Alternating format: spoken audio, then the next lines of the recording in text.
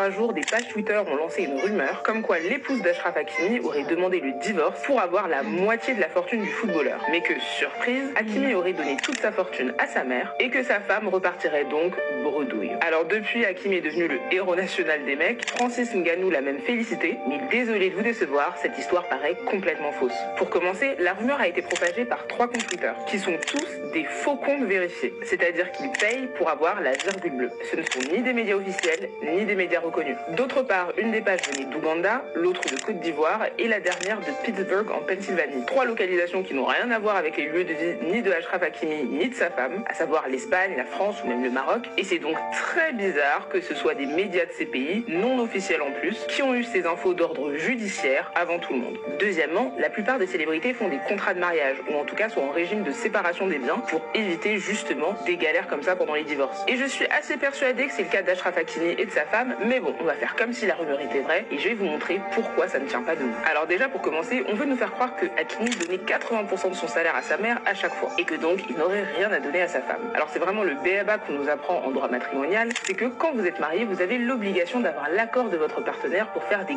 grosses donations. Surtout quand on sait qu'Hakimi touche près d'1 million d'euros par mois. Ce qui signifie que s'il l'a vraiment fait sans l'accord de sa femme, en réalité il s'expose carrément à des sanctions. Et les dons pourraient être annulés comme considérés comme non valides et l'argent devra bel et bien être repartagé avec sa femme. Ensuite, en ce qui concerne les biens, les bijoux, les voitures qu'Hakimi aurait à chaque fois mis sur le nom de sa mère, eh bien encore une fois, c'est la même chose. Même si c'est sa mère qui achète, l'argent vient d'une donation qui a été faite sans l'accord de sa femme et donc tous les biens devraient revenir dans la caisse commune qui serait ensuite repartagée entre les deux futurs divorcés. Et ensuite, la théorie comme quoi le salaire d'Hakimi aurait été directement versé sur le compte de sa mère est tout simplement impossible. En France, un salaire doit être versé sur le compte de la personne directement. Après, bien sûr, la personne peut choisir d'avoir un co-titulaire sur ce compte, mais il n'empêche que l'argent lui appartient quand même. Et donc, quand bien même sa mère pouvait partager ce compte avec lui, il n'empêche que ce compte appartient quand même aussi à Hakimi, et donc pendant son mariage, également à sa femme. Et c'est pour ça que pour éviter ce genre de confusion de biens financiers, on conseille les contrats de mariage ou le régime de séparation des biens. Et d'ailleurs, ce n'est pas terminé, il se pourrait qu'Hakimi ait encore plus d'argent à payer, à savoir qu'en cas de divorce pour infidélité, ce qui semble être le cas pour Hakimi et sa femme, il existe des dommages et intérêts à payer si on estime que c'est une faute exclusive à l'époux. Et enfin, il y a aussi ce qu'on appelle la prestation compensatoire, qui est une somme d'argent versée par le partenaire aisé pour compenser la perte de train de vie que l'autre partenaire menait avec lui. Typiquement, si tu te maries avec un footballeur multimillionnaire, il va avoir un train de vie très élevé que tu vas avoir également. Et si vous divorcez, tu as donc droit à une prestation compensatoire pour compenser le train de vie que tu n'auras plus sans lui. Mais je vous rassure, ça marche dans les deux sens. Si un homme se marie avec une femme d'affaires multimillionnaire, il aura aussi droit, en cas de divorce, à une prestation compensatoire. Donc tous ceux qui pensent qu'il est possible de ne rien payer suite à un divorce et de dire que non, j'ai donné toute ma fortune à ma mère, arrêtez de croire tout ce que vous lisez sur internet, faites un contrat de mariage si vous voulez être tranquille, et si vous avez aussi peur du divorce et de partager de l'argent avec votre femme,